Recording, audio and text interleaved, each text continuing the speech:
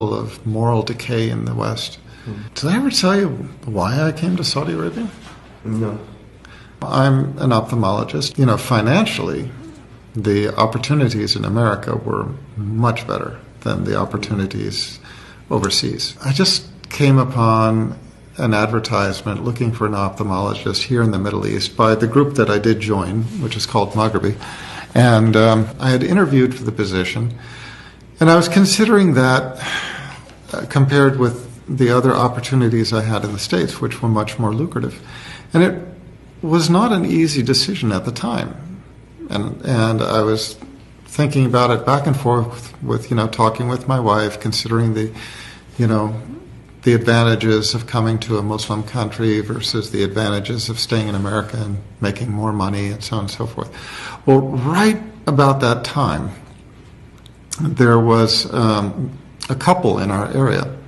They were both doctors and both wildly successful. They were working in private practice. They drove new Mercedes-Benzes every year. They had all the trappings of high financial success in the West. And right about that time, their daughter turned 18, the age of majority in the States.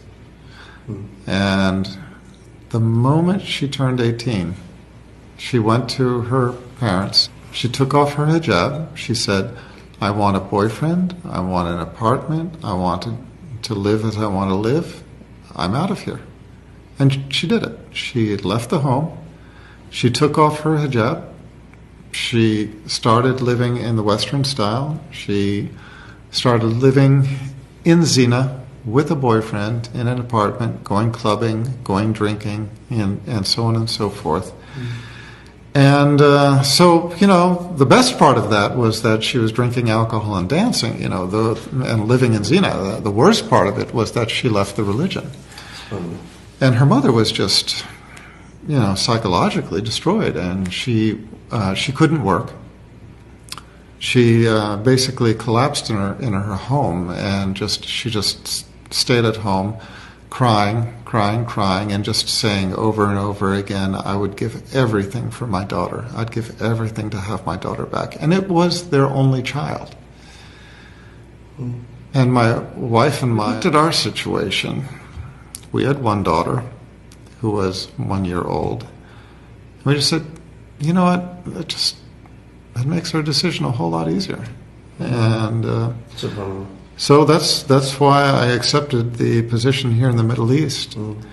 And the rewards of living in Saudi Arabia and in Medina in specific just are difficult to count.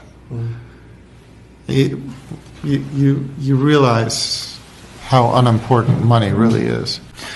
When you look back, just the blessings of living in Saudi Arabia and Medina in particular far outweighed any additional financial benefit I think I could have earned for myself in the West.